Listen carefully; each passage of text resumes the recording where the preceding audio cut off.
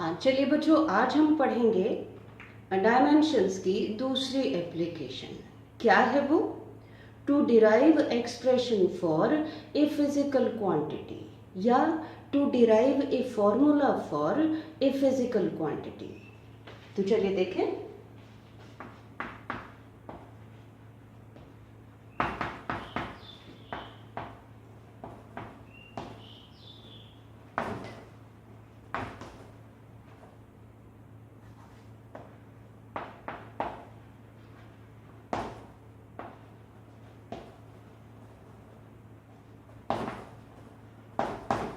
To derive expression for या फिर formula for physical quantity. अब एग्जाम्पल के लिए किस क्वांटिटी का फॉर्मूला निकालना है? क्वेश्चन आ जाता है derive expression for time period of a simple pendulum. Derive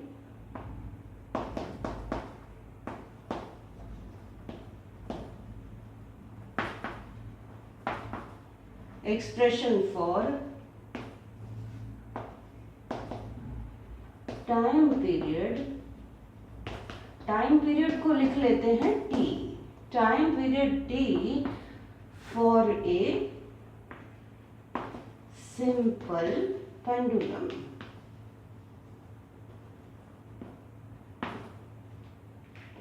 अब पेंडुलम आप सबने देखा है, घड़ी का पेंडुलम।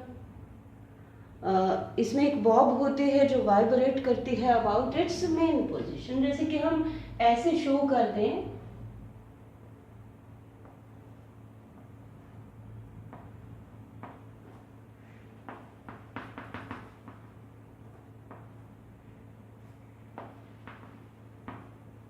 तो ये थोड़ा सा रफली हम बता सकते हैं। ये है मास ऑफ द बॉब और इसकी लेंथ कितनी होती है? इस बॉब के सेंटर से लेकर के यहाँ सपोर्ट तक, ये होती है इसकी लेंथ। अब आइए सोचते हैं कि किस किस चीज पर, किस किस फैक्टर पर डिपेंड करता है time period. Time period T may depend upon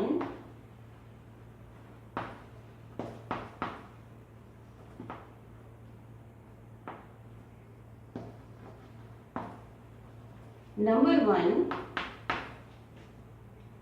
अब बॉब दिख रही है तो हो सकता है कि बॉब के मास पर डिपेंड करता हो। लिख लेते हैं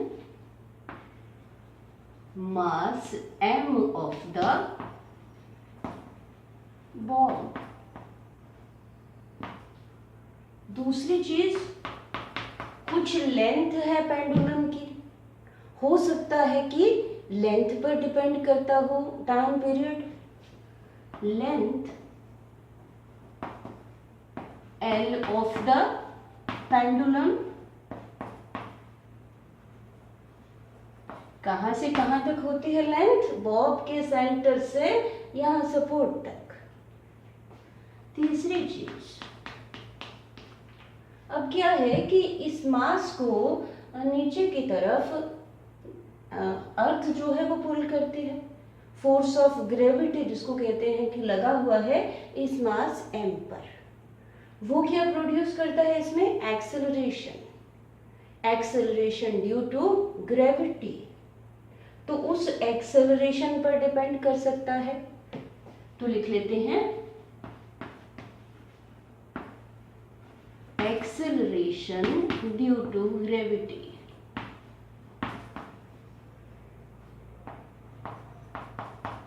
एक्सेलरेशन ड्यू टू ग्रेविटी को किससे लिखते हैं?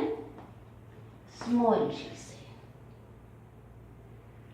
अब एक और फैक्टर भी हो सकता है,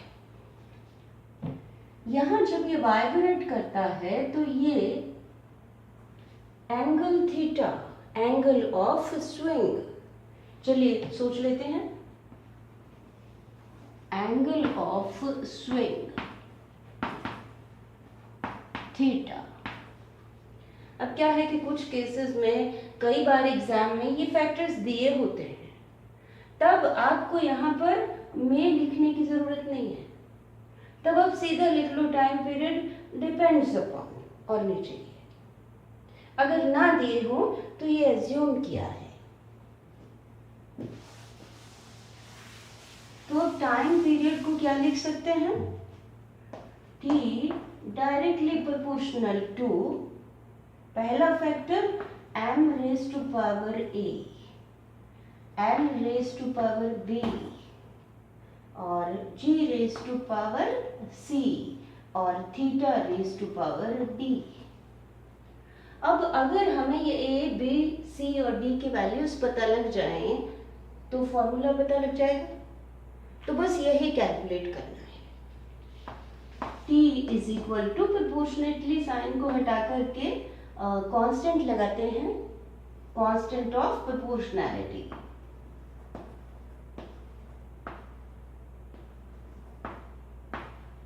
उसी तरह से लिख लेना। अब यहां भी प्रिंसिपल ऑफ होमोजेनिटी लगता है। आइए डायमेंशंस लिखते हैं दोनों तरफ के। Writing dimensions, dimensions on both sides, दोनों तरफ डायमेंशंस। टी टाइम पीरियड है, टाइम है, डायमेंशन टी, ये टी पावर 1 इक्वल टू के, कोई डायमेंशंस नहीं, एम मास, मास की डायमेंशंस कैपिटल है, पावर लिख लेते हैं a, l capital l dimensions और पावर लिख लेते हैं b. G acceleration due to gravity, ये एक्सेलरेशन है, डायमेंशंस एक्सेलरेशन की, एल टी -2 और पावर कितने सी। थीटा, अब थीटा जो है आर्क ओवर रेडियस, आर्क भी एक लेंथ है, रेडियस भी एक लेंथ है, तो क्या हो गया 1, नो डायमेंशंस, इसके जगह 1 आ गया, लिखने की कोई जरूरत नहीं है। चलिए अब आगे, t is equal to m raise to power a, l raise to power b, l की पावर यहाँ पर c, यहाँ से फिर t की पावर यहाँ से -2c, इसको सॉल्व किया है। अब क्या करते हैं कि यहाँ पर m रेज टू पावर 0 लिख लेते हैं। क्यों? अगर 1 लिख लें यहाँ पर तो कोई फर्क नहीं पड़ता। Anything raise to power 0 equal to 1, तो हमने सिर्फ 1 से मल्टीप्लाई किया, एक और 1 से मल्टीप्लाई कर लिया, नो प्रॉब्लम। चलिए अब लिखते हैं m0 l0 t equal to m raise to power a, l इन दोनों को इकट्ठा कर लें, l power b plus c, base same हो तो पावर्स ऐड हो जाती है, t raise to power -2c। चलिए अब according to principle of homogeneity, dimensions of mass, length and time should be same on both sides of the physical equation। Equate कर देते हैं डायमेंशंस, इक्वेटिंग डायमेंशंस किसकी? Of m, l and t। अब यहां पर 3 खाने बना लें, m रेज टू पावर 0, यहां पर m raise to power a। अब देखिए अगर बेस सेम है तो पावर सेम, यहां से क्या आ गया a इक्वल टू 0। अब एल की पावर्स, एल और एल, इधर b plus c should be equal to 0, b plus c equal to 0। चलिए टी की डायमेंशंस, बेस सेम, -2c कितना होगा, टी की पावर 1 इक्वल टू 1। यहां से c की वैल्यू निकालो, -1/2। यहां से b प्लस c की वैल्यू यहां से इसमें रख दे, -1/2। तो देखिए जरा, b -1/2 इक्वल टू 0। b कितना आ गया, 1/2।